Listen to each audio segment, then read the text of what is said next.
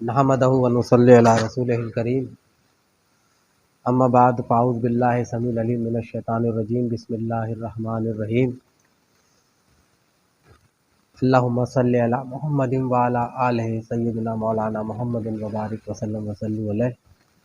اللہم صلی علی محمد وعلی آل محمد وعلی صحاب محمد۔ جناب گرامی قدر، اللہ پاک نے اپنے قرآن کریم میں ارشاد فرمایا وما ینطق عن الہویٰ، کہ بے شک ہمارے نبی جو ہے اپنی خواہش سے کچھ نہیں بولتے، ہاں مگر یہ کہ ہم ان کو وحی کریں۔ یعنی میرے نبی کریم علیہ الصلوۃ والسلام نے جو بھی ارشاد فرمایا وہ اللہ ہی کے حکم کے مطابق ہوتا تھا۔ ایک ہے وحی جلی، جس کو ہم قرآن کہتے ہیں، کہ جو اللہ پاک نے ارشاد فرمایا وہ قرآن کی صورت میں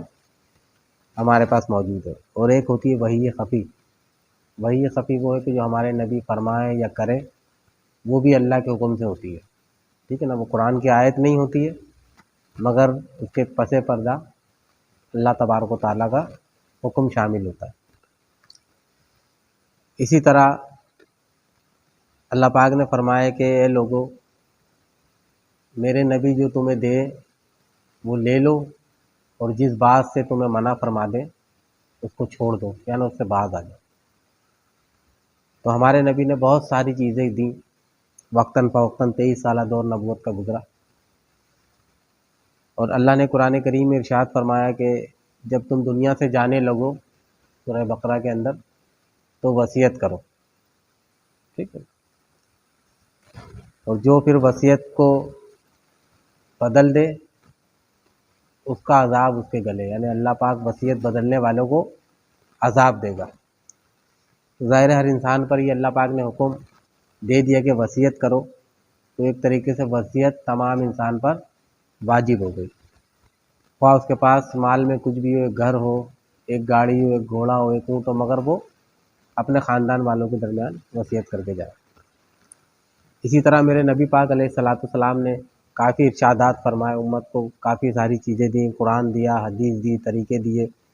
حج دیا، زکوٰۃ دیا، ٹھیک ہے نا، احسان کرنے کا طریقہ بتایا، حقوق العباد بتائے، مگر آخری حجۃ الوداع میں جو میرے نبی پاک علیہ الصلوۃ والسلام نے ارشاد فرمایا،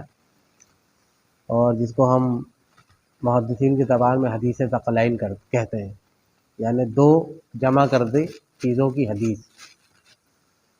تو حضور علیہ الصلوۃ والسلام نے آخری حجۃ الوداع سے واپسی کے موقع پر اور اپنے وصال مبارک سے پردہ کرنے سے چند ماہ قبل، 2 یا 3 ماہ قبل، ایک بھرپور اجتماع جو حجۃ الوداع کے بعد کا تھا، اس میں خطاب فرماتے ہوئے اپنی امت کو وصیت فرمائی۔ تو وصیت کیا ہے وہ آپ بھی سن لیں، کیونکہ ہم لوگوں کو تو اس طرف نہیں لایا جاتا، تو یہ سارا معاملہ خانقاہوں سے رہا ہے الحمدللہ، اور خانقاہی اس کے ذمہ دار ہیں، اور خانقاہی کے ذریعے سے یہ اللہ پاک نے چاہا تو پورا ہوگا۔ اللہ پاک تمام خانقاہوں والوں کو، پیران عظام کو علم پھیلانے، علم بانٹنے کی، تزکیہ نفس کرنے کی توفیق عطا فرمائے، جو اولیاء کرام کا مشرب تھا۔ یہ میں آپ کو مسلم شریف ہے، سیاہ ستہ کی ایک عظیم کتاب ہے، صحیح مسلم شریف، اور دوسرے نمبر پر اس کا درجہ آتا ہے بخاری کے بعد، ٹھیک ہے نا۔ اس میں حدیث نمبر 6175 نمبر حدیث ہے، اور اس کے راوی ہیں حضرت زید بن حیان۔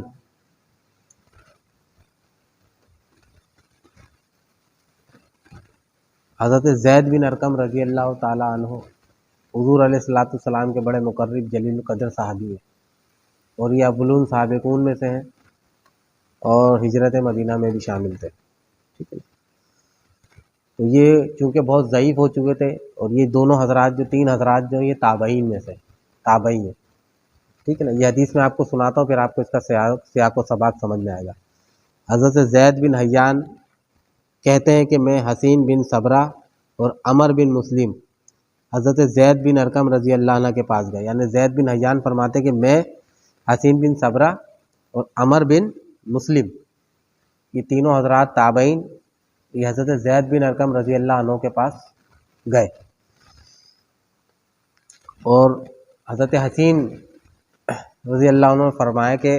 حضرت زید بن ارقم سے انہوں نے کہا کہ اے زید، آپ کو بہت خیر کثیر حاصل ہے، یعنی آپ کے پاس بہت فضیلت ہے، ٹھیک ہے نا۔ کیا فضیلت حاصل ہے کہ آپ نے حضور علیہ الصلوۃ والسلام کے ہاتھ پر بیعت کی، آپ نے حضور کے پیچھے نمازیں پڑھی ہیں، آپ نے حضور کے ساتھ مل کر کفار سے جہاد کیا ہے، اور وغیرہ وغیرہ بہت ساری فضیلت بتائی، اور کہا کہ اے زید، ہم آپ سے رسول اللہ صلی اللہ علیہ وآلہ وسلم کی کوئی حدیث سننے آئے، کوئی بھی حدیث، آپشن دے دیا ان کو۔ یہ نہیں بولا کہ ہمیں حج کے بارے میں سنائیں،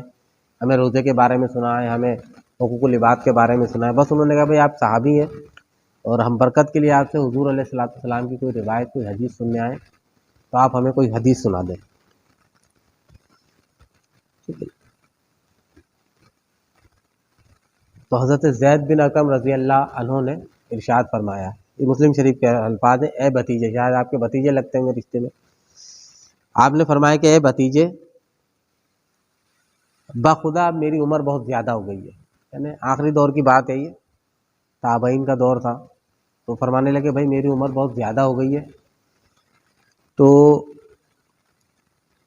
اور ایک مدت گزر گئی، رسول اللہ کی جو حدیث مجھے یاد تھی ان میں سے بعض کو میں بھول گیا ہوں، یعنی عمر کا تقاضا تھا، عمر زیادہ ہو گئی تھی، تو آپ نے فرمایا کہ بھائی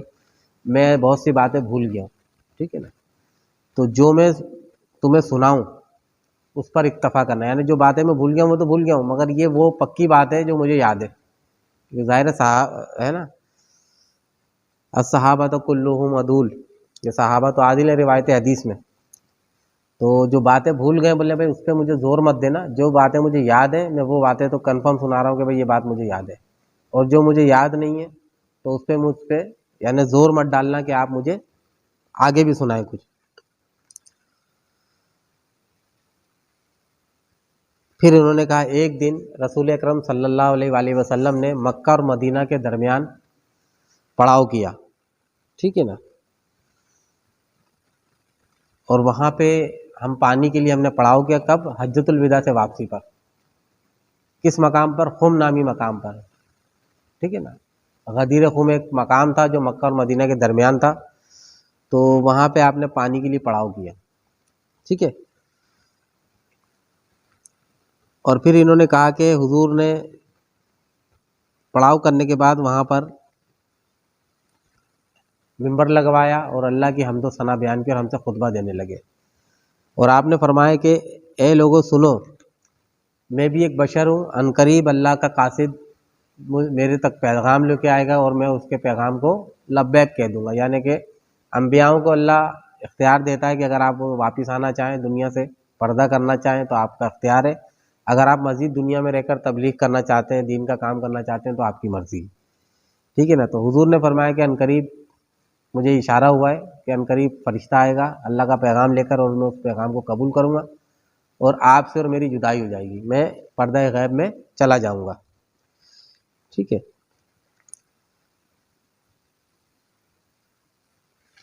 تو جب میں دنیا سے چلا جاؤں گا تو ظاہر ہے اتنے انبیاء آئے، یہ حاشیے میں بتا رہا ہوں، اس میں نہیں لکھا ہوا کہ بھائی اتنے انبیاء آئے، لوگ گمراہ ہوتے گئے، ایک نبی آیا ان کے جانے کے بعد امت گمراہ ہو گئی، پھر دوسرا نبی آیا ان کی شریعت کو زندہ کرنے کے لیے، پھر وہ گئے تو امت گمراہ ہو گئی، اسی طریقے سے فرمایا کہ مجھ پر نبوت ختم ہے، تو فرمایا کہ اس کے میں ازالے کے لیے، اس سے بچنے کے لیے میں تمہارے درمیان دو گراں قدر چیزیں چھوڑ کے جا رہا ہوں۔ آپ نے فرمایا انی تارکن فیکم الثقلین، کتاب اللہ و اطرت اہل بیت ہی، آپ نے فرمایا کہ تمہاری ہدایت کے لیے، تمہاری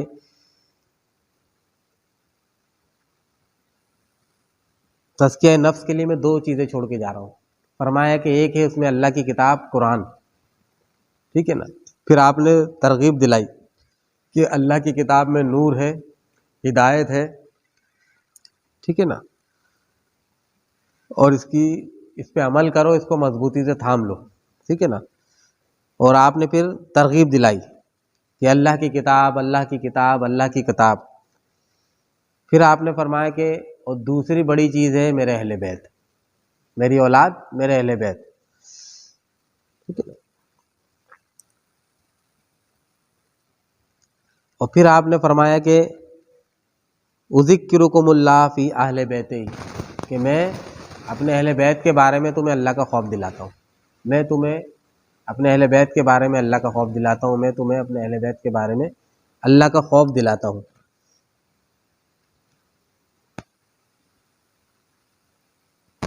حسین نے کہا اے زید آپ کے اہل بیت کون ہیں؟ یعنی جو سوال کرنے جو تابعین میں سے گئے ہوئے تھے، انہوں نے جب یہ پوری حدیث سنی کہ اللہ کے رسول نے اتنی ترغیب دلائی ہے اللہ کی کتاب قرآن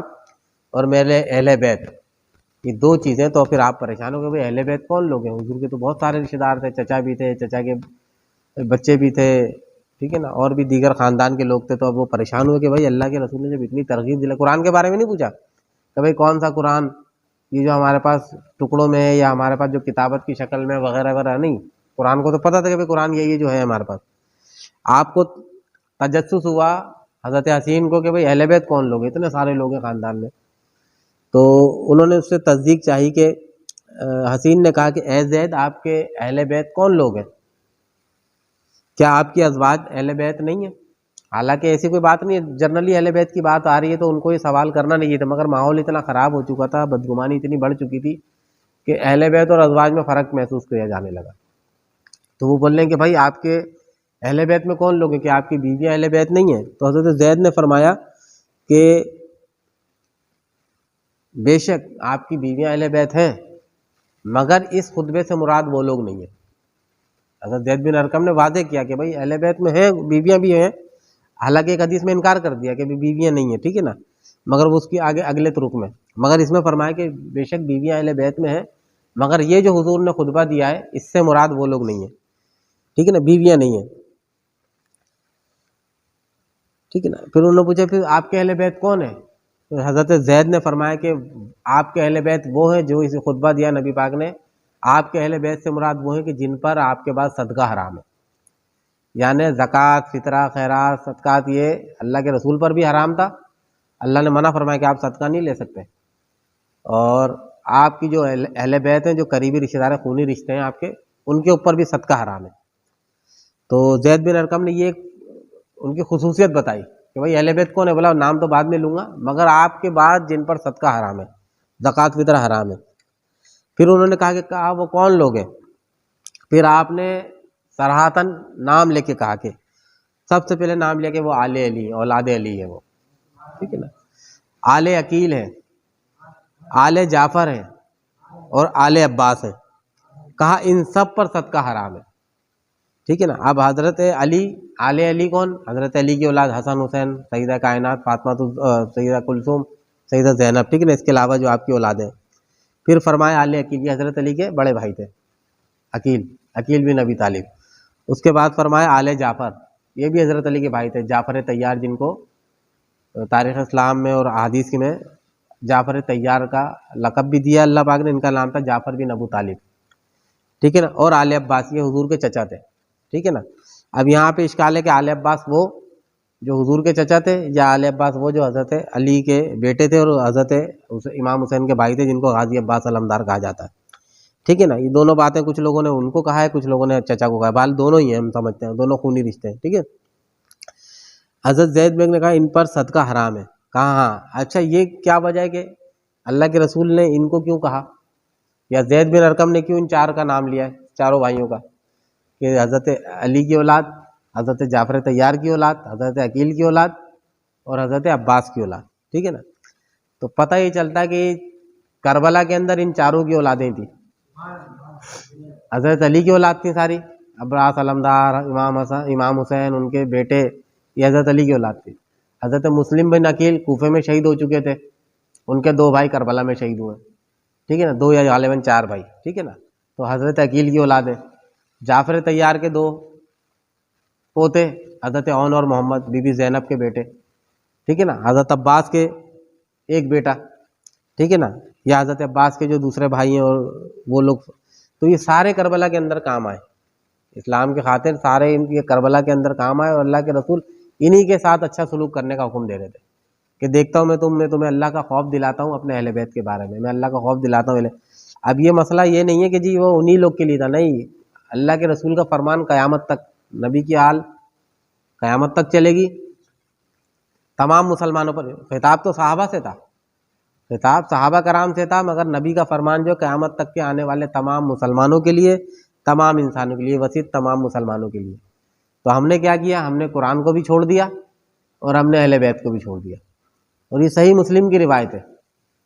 ٹھیک ہے نا۔ مگر اس حدیث کو کنڈیم کرنے کے لیے موطا امام مالک کی روایت ہے، میں تمہارے درمیان قرآن اور سنت چھوڑ کے جا رہا ہوں، وہ بھی صحیح ہے، مان لیتے ہیں وہ بھی صحیح، مگر وہ بہت پیچھے کی کتاب ہے۔ یہ صحیح ترین یعنی بخاری و مسلم کو شیخین کہا جاتا ہے، بخاری و مسلم کو حدیث میں شیخین کہا جاتا ہے۔ انہوں نے زیادہ تر جو ہے نا اکثر ان کی صحیح روایتیں، ضعیف روایت اور موضوع روایتوں سے انہوں نے بالکل اجتناب کیا ہے، یہ یعنی امت کا اتفاق ہے بخاری مسلم پر۔ تو اس کی حدیث کو تو چھوڑ دیا، اور وہ موطا امام مالک کی روایتیں ہر کوئی سنا رہا پڑھ کے ممبر کہ میں تمہارے درمیان قرآن اور سنت چھوڑ کے جا رہا ہوں، میں تمہارے درمیان قرآن اور سنت چھوڑ کے جا رہا ہوں۔ حالانکہ سنت لکھی گئی 230 سال بعد لکھی گئی ہے سنت، جو بخاری مسلم لکھی گئی 230 سال بعد۔ پھر بھی چلو ہم مانتے ہیں کہ بھائی قرآن و سنت بھی ضروری ہے، مگر قرآن و اہل دونوں حدیث سنائے نا آپ، کہ قرآن اور اہل بیت اور قرآن اور سنت دونوں چیزیں ظاہر ہے جدا نہیں ہے، نبی کی سنت بھی ہدایت کا راستہ ہے اور اہل بیت بھی ہدایت کا راستہ ہے، قرآن تو ہے۔ امام مسلم نے اس حدیث کو 2 سندوں سے بیان کیا ہے۔ ایک جریر کی روایت میں یہ اضافہ ہے کہ اللہ کی کتاب جس میں نور اور ہدایت ہے، جس نے اس کتاب کو تھام لیا اور اس کے ساتھ تمسک کیا وہ ہدایت پر ہوگا، جو اسے چھوڑ دے گا وہ گمراہ ہو جائے گا۔ یعنی مسلم نے حضرت جریر کی جو روایت ہے اس میں مزید اور الفاظ کا اضافہ، یہ تو زید بن ارقم فرما رہے کہ بھائی مجھے جو یاد ہے میں وہ سناؤں گا، جو میں بھول گیا اس کو چھوڑ دینا، اتنا تو ان کو یاد تھا حصہ۔ مگر حضرت جریر سے جو یہی روایت ہے اس میں مزید اضافہ ہے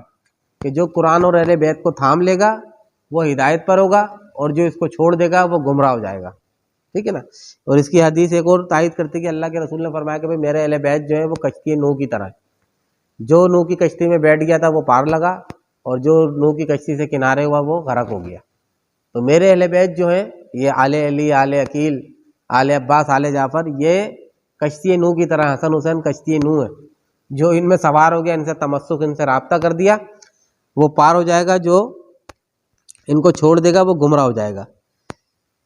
اور اسی کے جو دوسرا طرق ہے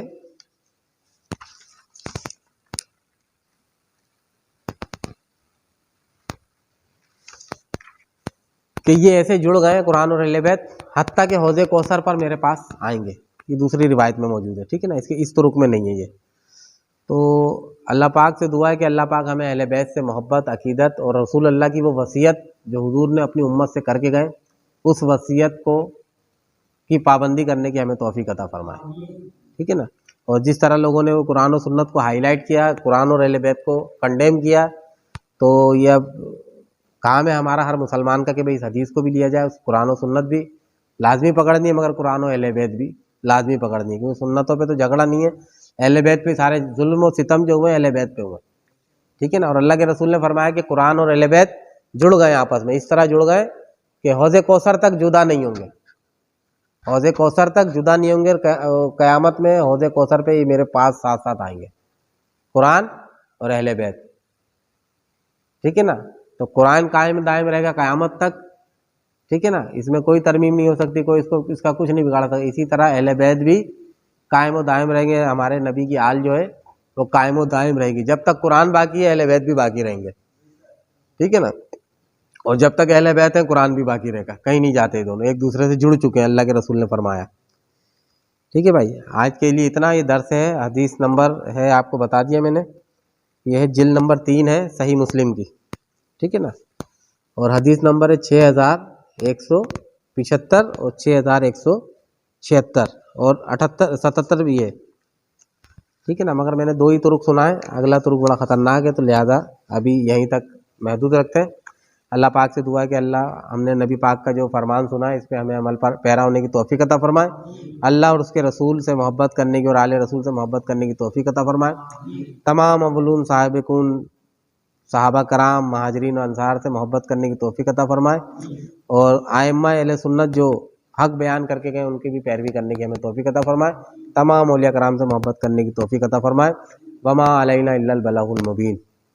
ایک مرتبہ درود شریف پڑھ لیں، اللہم صلی علی سیدنا مولانا محمد المصطفیٰ وعلی علی المرتضیٰ وعلی فاطمہ الزہرا وعلی حسن المصطفیٰ وعلی حسین الباقر